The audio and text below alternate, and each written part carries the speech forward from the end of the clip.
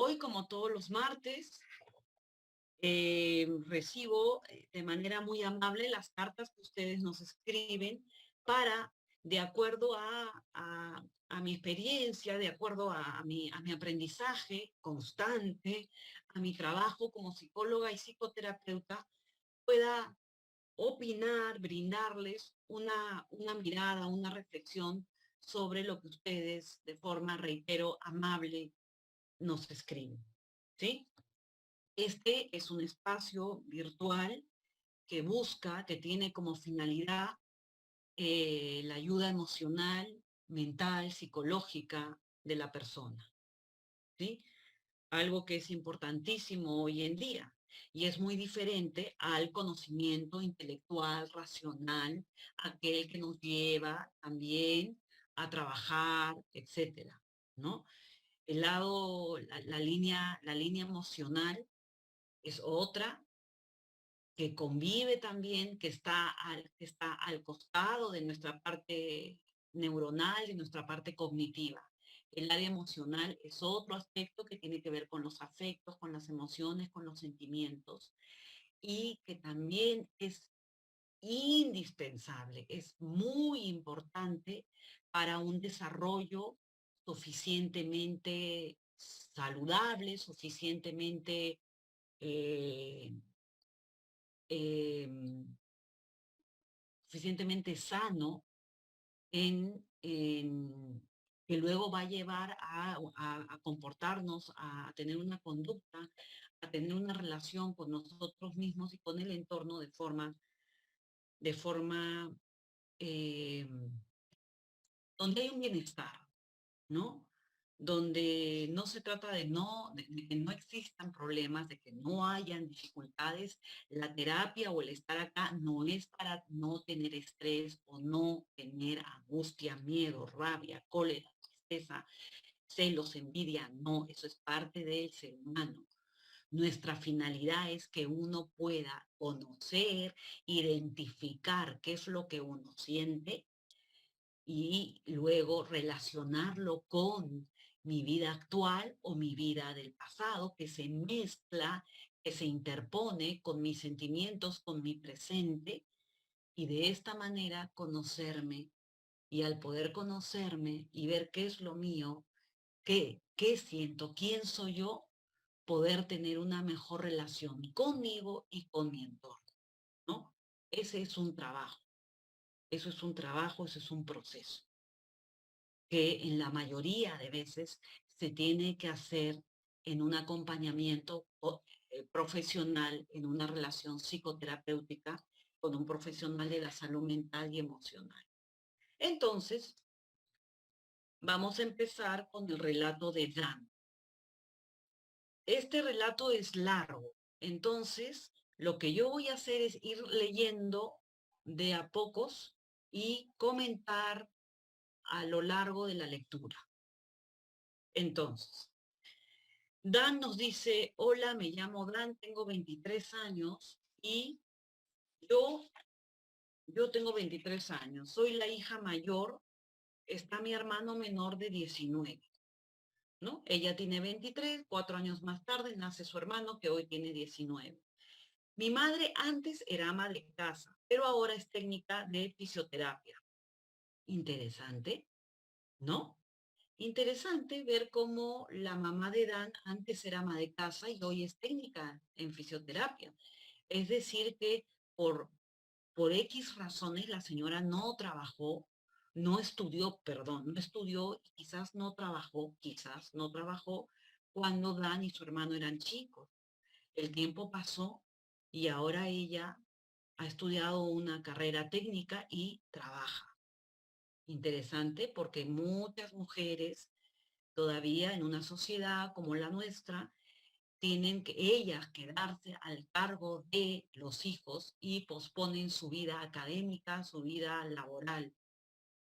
Entonces, pero llega un momento en donde claro que nuestros sueños, lo que queremos hacer, así como tener un ingreso económico que nos va a permitir cierta independencia, individualidad, separación, identidad, claro que lo podemos lograr, lo podemos conseguir, hacer, trabajar en eso y y poder tener tener un sustento económico individual.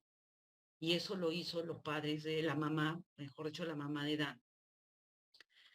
Continúa y dice, pero ella es renegona y depresiva. Mi padre es comerciante, es irritante y poco comunicativo. Entonces, de la madre dice que es renegona y depresiva, ¿no? Sí, ¿no? Digamos que, claro, en la depresión, sea en la personalidad depresiva, o la depresión como un rasgo de personalidad, o la depresión como una característica en un trastorno de personalidad, etcétera, en un diagnóstico dado por un médico psiquiatra, la depresión es una manifestación de muchas emociones, de distintas características, en donde hay irritabilidad, donde hay cólera, donde hay frustración, donde hay pesimismo, donde hay negatividad. Muchas veces las personas que podemos describir como amargadas, coléricas, irritables, uno saca esa tapa, uno saca eso y debajo está el dolor, está la pena, están sentimientos relacionados con la orfandad emocional, con la desesperanza, con la soledad, etcétera. Del padre dice, se fue esto un ratito, un ratito, un ratito. Del papá dice que es, se me fue. ¿Dónde está? A ver, del papá dice que es irritable, ¿no? Eso dijo. Del padre es irritante y poco comunicativo. Medio como colérico, amargado también, ¿no? Aislado. Bueno, esa es así nos resume Dan su historia, parte de su historia, con una mamá renegona y depresiva y un papá que se aísla, que no comunica, que es irritante, es decir, medio impaciente, también amargado pareciera, ¿no?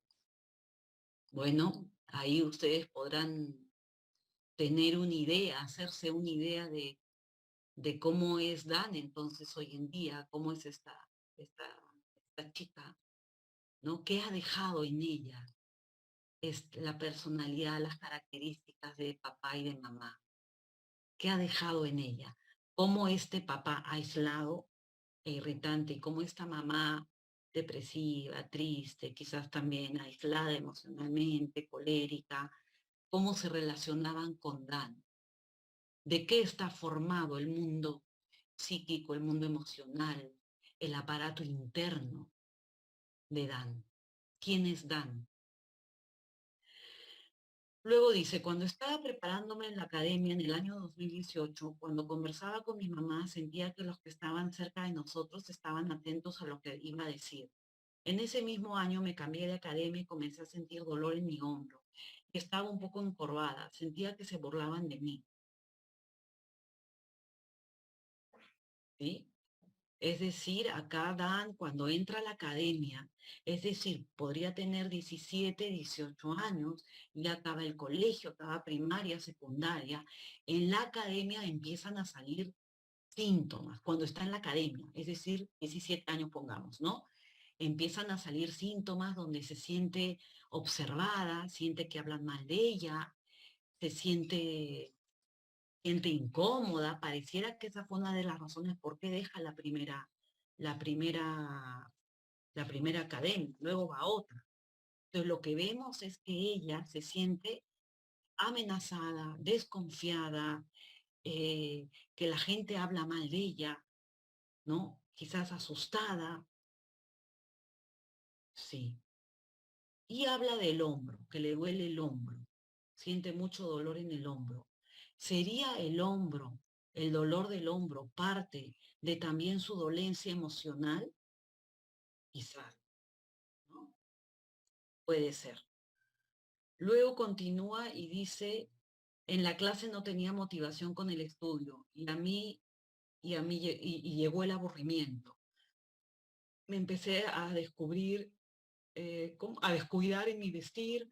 Un día yendo a mi casa comencé a sentir que percibía ruidos con claridad y eso me asustó y comencé a ponerme nerviosa y así estaba durante todo el día. Los sonidos que escuchaba en la calle me ponían nerviosa.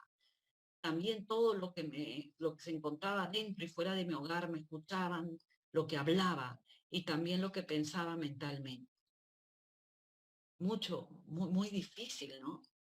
Muy difícil, muy doloroso poder vivir en este estado de alerta, en este estado de amenaza, en este miedo constante que te están escuchando, que te están mirando, que están hablando mal de ti, ¿no? Y acá también otra cosa que dice es, empezó a descuidarse en su vestir, todo le aburría, había una gran desmotivación que iba invadiendo y invadiendo y invadiendo distintos terrenos, ¿no? Ya el estudio, no quería estudiar, ya una desmotivación para cuidar su aseo personal, su apariencia. Y miren cómo los problemas, los síntomas van abarcando más y más áreas de su vida. Inclusive llegan a afectar el funcionamiento suficientemente saludable de la persona. Por eso hay que recurrir a ayuda profesional, porque los problemas que no se tratan empeoran. A veces sucede que, por ejemplo, a veces puede pasar que algo sucede. Por ejemplo, digo, de repente sale de vacaciones, se va de viaje, qué sé yo, y como que desaparecen los síntomas. Desaparecen por un tiempo, pero si no se tratan, quedan dormidos. Y aquí en el caso de Dan vemos que los síntomas se manifiestan en su estado de humor, en su estado emocional, en su aburrimiento, en el sentimiento, en la idea esta de que hablan de ella, en el sentimiento de amenaza, en el aislamiento, en el descuido personal.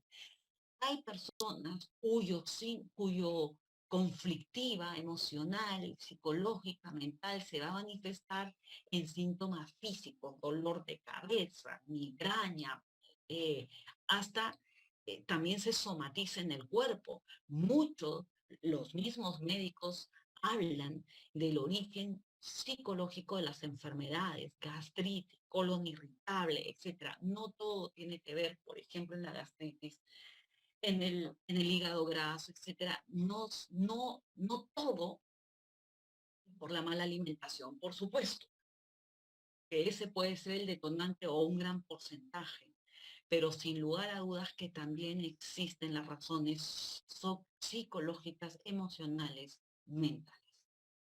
Y vemos en el caso de Dani, gracias Dan por escribirnos porque nos permites ver cómo un problema no tratado abarca, abarca, abarca, abarca, invade en toda nuestra vida, en cada aspecto de nuestro. Muy difícil, muy doloroso, ¿no? Luego, ella pensaba que todo el mundo la escuchaba, que aquello de lo que ella hablaba con su mamá la escuchaba, dice con mi madre en el cuarto, estaba hablando con mi mamá en el cuarto y al frente de mi ventana hay una cancha deportiva. También escuchaba lo que pensaba que ellos escuchaban, lo que yo hablaba, y yo los escuchaba a ellos con nitidez, ¿no?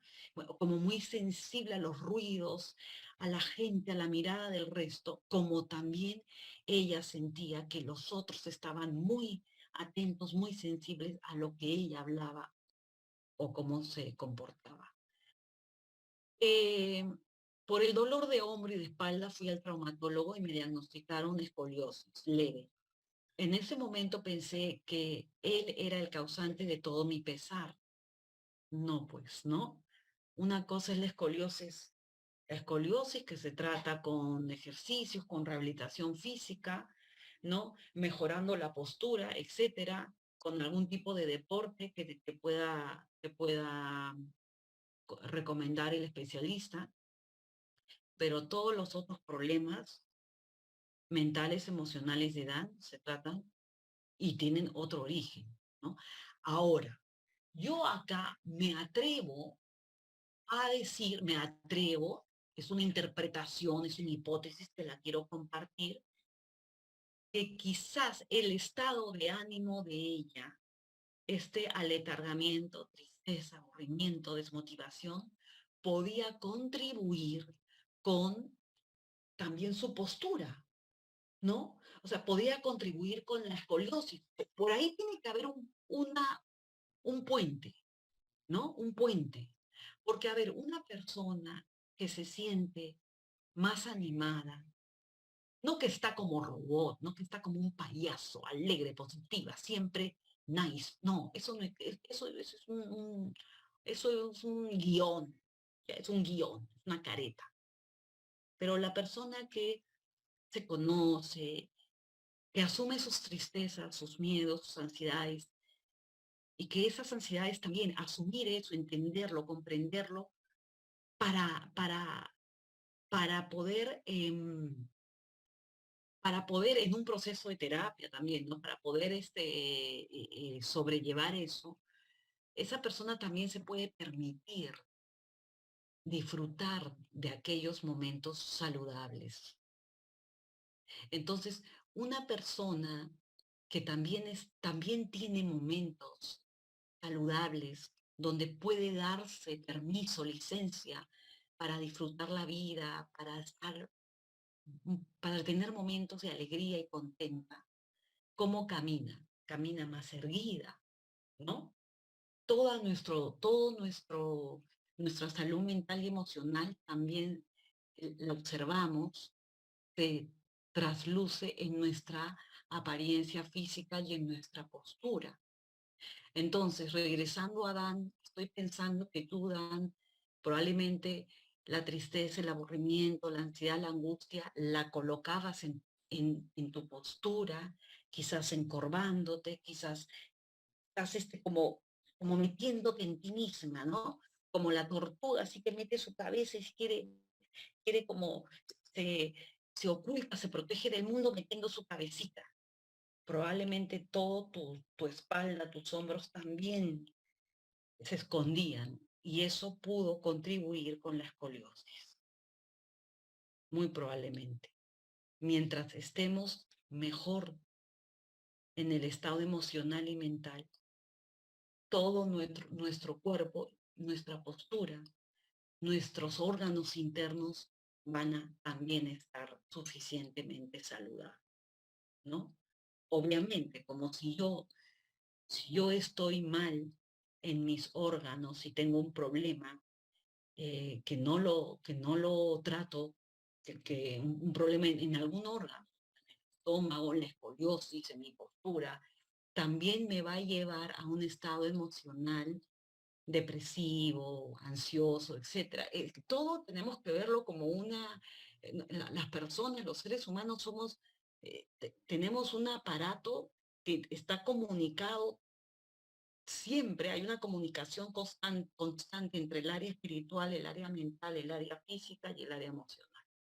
Una no se aparta de la otra, ¿no?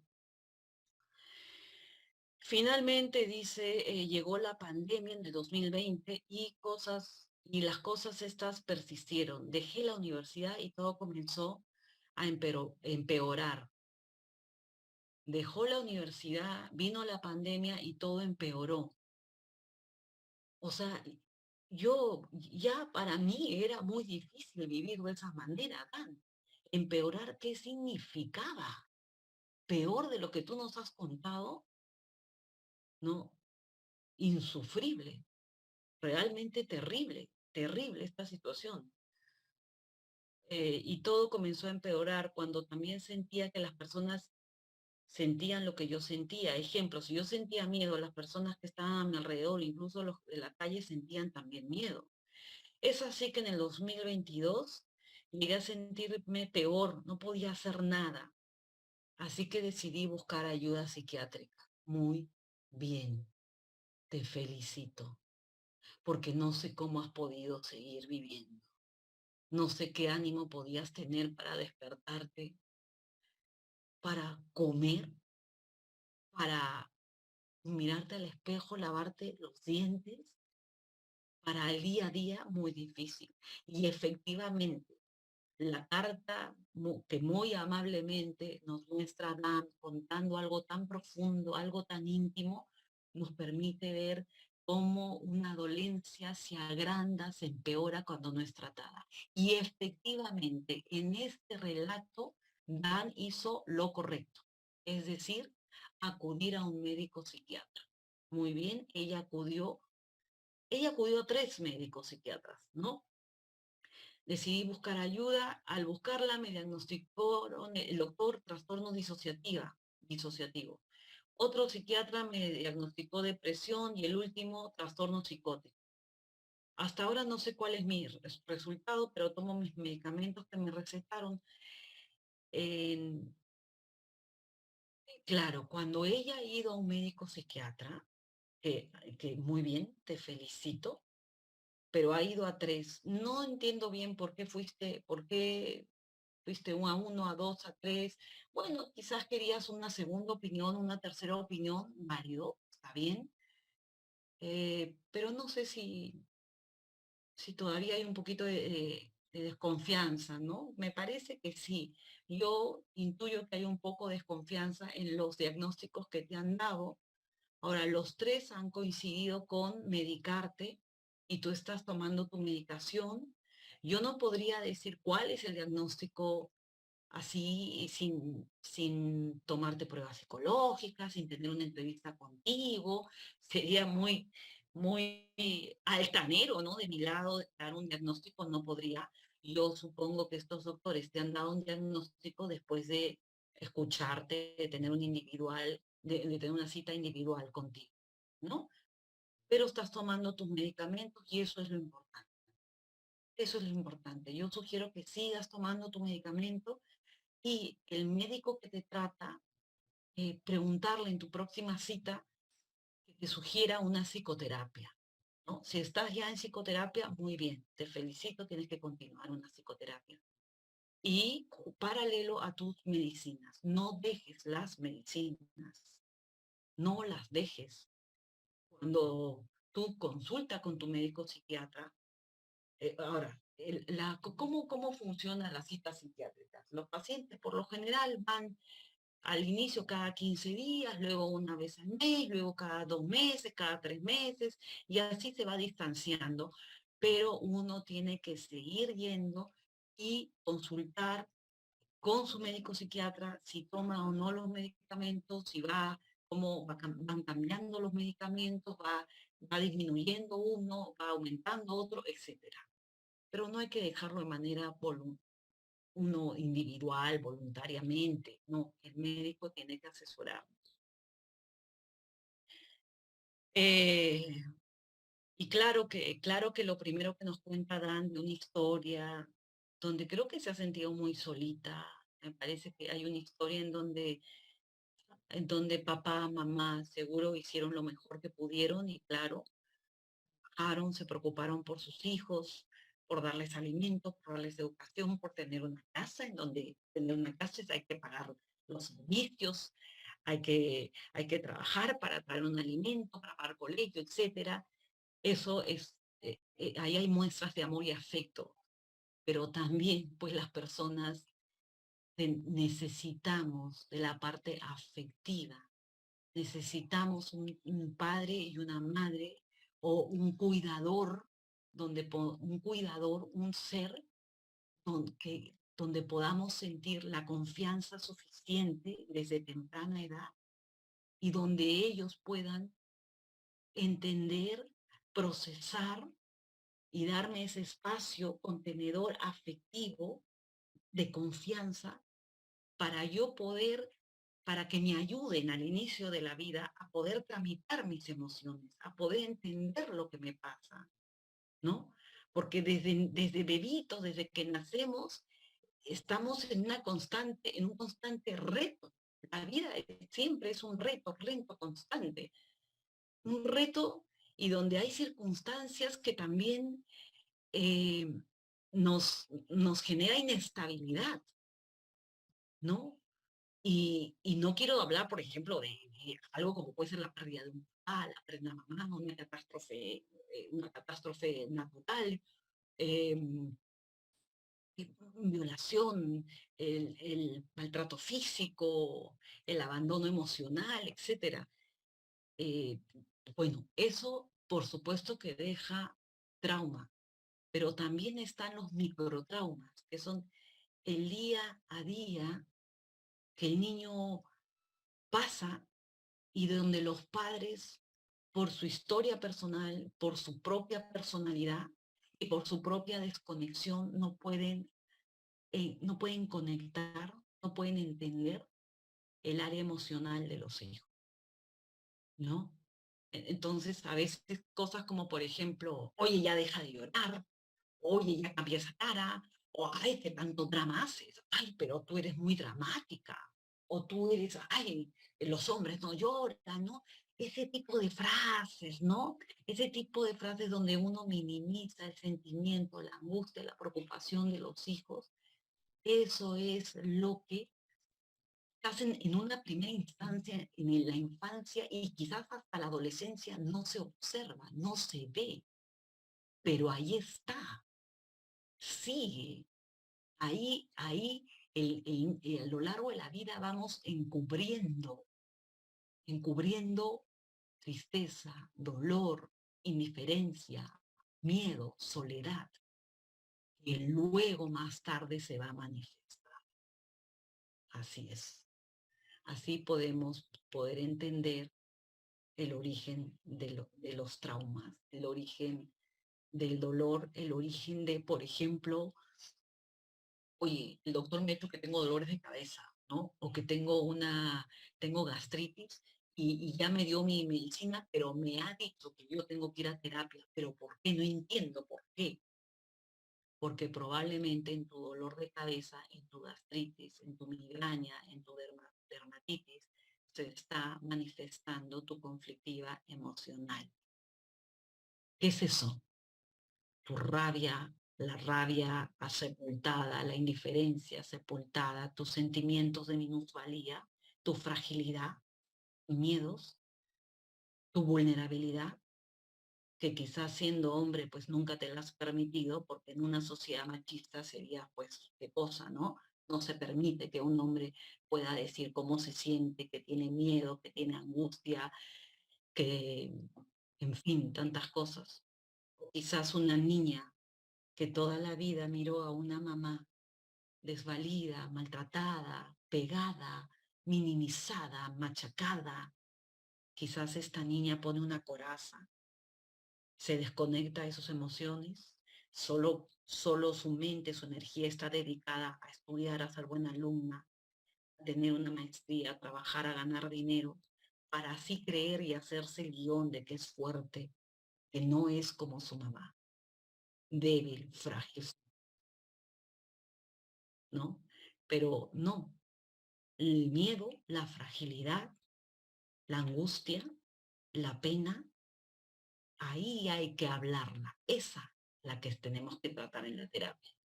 Cuando tú conoces tus aspectos más frágiles, más sensibles, ahí es donde estás siendo más fuerte.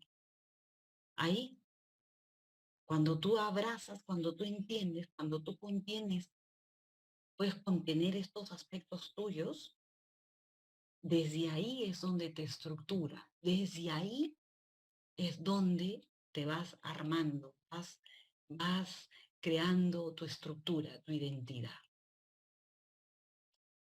Muchas veces los o las maltratadoras o los o las personas con características psicopáticas, justamente, perversas, justamente intuyen, perciben el miedo de sus víctimas, la fragilidad, la vulnerabilidad de sus víctimas. Y ahí es donde la manipulan y ahí es donde la agarran.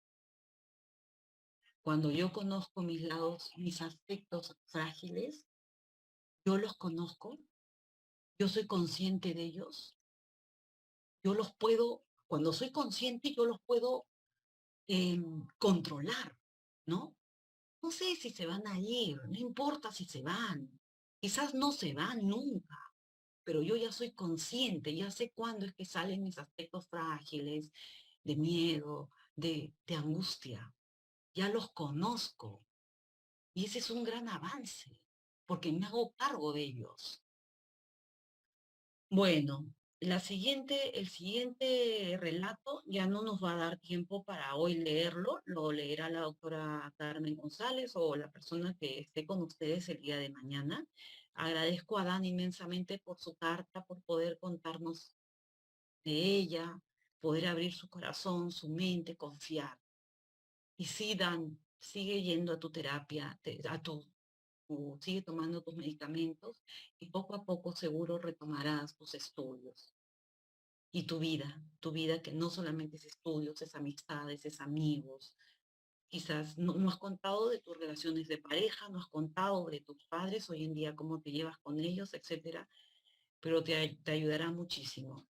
Tus medicamentos y tu psicoterapia.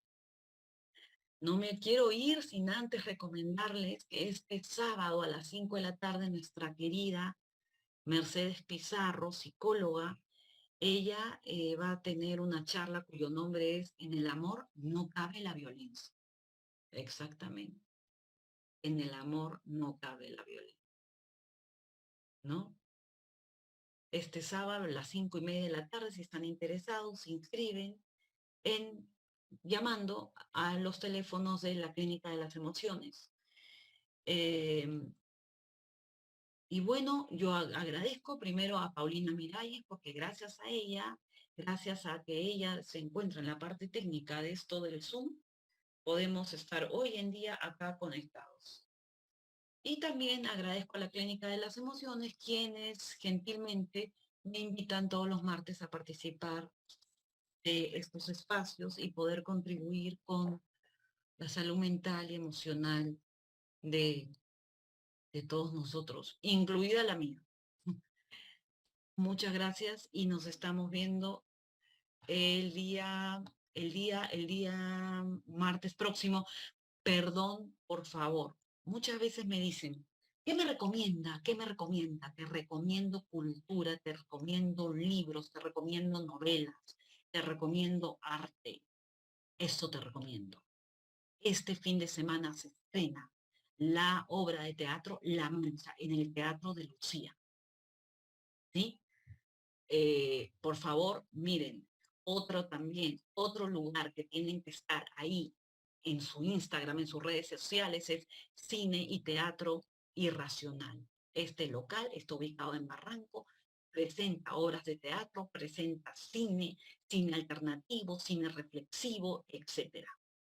Eso es lo que recomiendo. Para la salud mental, el arte, la cultura. Abre los canales donde nos permite sensibilizarnos, mirarnos, sentir. Eso les puedo recomendar. Un fuerte abrazo y nos estamos viendo el otro martes. Gracias.